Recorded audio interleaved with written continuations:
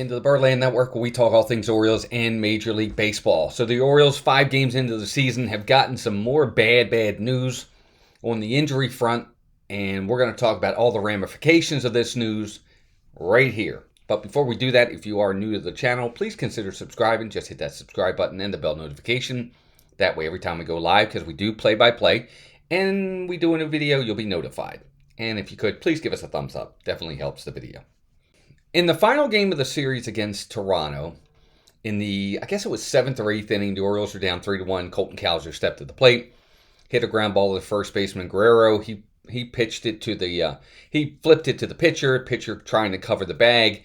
It was kind of a foot race between the pitcher and Cowser to get to the bag first. Cowser decided to dive head first. Cardinal sin. They always tell you never to dive or slide into first. But he did. And he did not beat the race. The pitcher beat him to the bag, and he was called out. But on top of it, he jammed his left thumb, and he had to come out of the game. Well, the next day, the Orioles found out that he has fractured his left thumb, and now Colton Cowser will be out for 6 to 8 weeks. And now I want to talk about how that's going to affect the Orioles. Obviously, good and bad. Let's start with the bad. Colton Cowser, runner-up Rookie of the Year, 24 home runs last year, 69, 70 RBIs, batted .240, I think. Awesome defender in left field, great personality in the dugout, great team player.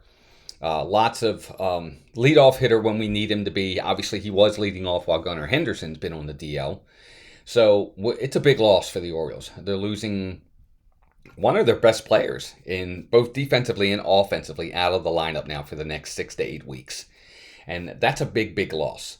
And how do the Orioles replace him? I don't know that you necessarily do replace those numbers in that defense. It's going to be difficult. With that being said, a couple of the things that are coming out of this for the Orioles where it kind of helps. It doesn't help. Maybe that's the wrong way to say it. But it makes things a little bit easier on some roster decisions that were coming up. And I'll get into what I mean by that.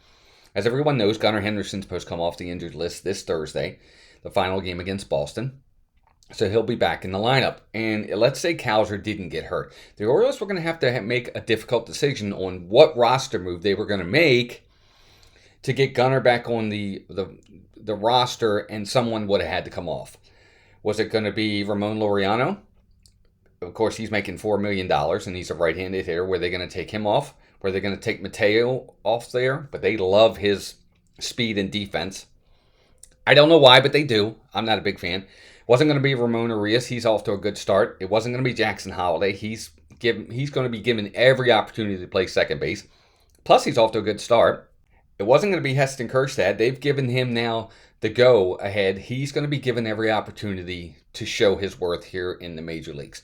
So who was going to be that guy that was going to be pulled off the roster to allow for Gunnar to come back? Well, now that's been taken care of.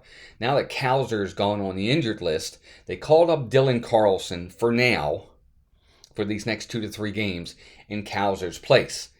But when it comes time for Gunnar to come back, Gunnar will come back. Carlson can then be sent back down. He does have minor league options left. So if there's any silver lining here, it's the fact that it gave the Orioles some roster flexibility to not have to move some of these other guys that they really don't want to move. Good news, bad news there. Ultimately, Cowser's going to be out 8 weeks, probably. And that's a big loss for the Orioles. So hopefully Heston Kjerstad, who's now going to get more playing time because of this, will come in, get the confidence, relax a little bit, understand that their pressure is off, just go out there and play. And hopefully he'll put up some numbers that'll help kind of alleviate not having Cowser out there. But there you go. So, yep, Colton Cowser, 6 to 8 weeks on the injured list. And the Orioles will definitely feel that loss. It's going to be a loss for sure. But now it's up to you guys. What do you guys think? What move are the Orioles going to do? Who's going to be the guy that's going to lose out on this now that Cowser's out and Gunnar's coming back? Obviously, I think it's Carlson. Maybe you think it's somebody else, or should it be somebody else? Let me know in the comments. Anyway, gang, thanks for joining me. Bad news for the O's all around. Colton Cowser, 6 to 8 weeks on the injured list. Hopefully he gets back soon. And no setbacks. That's the most important thing. Okay, gang, thanks for being here. Hope to see you all soon. And until next time, keep rooting for the O's and take care of yourselves and each other. Bye now.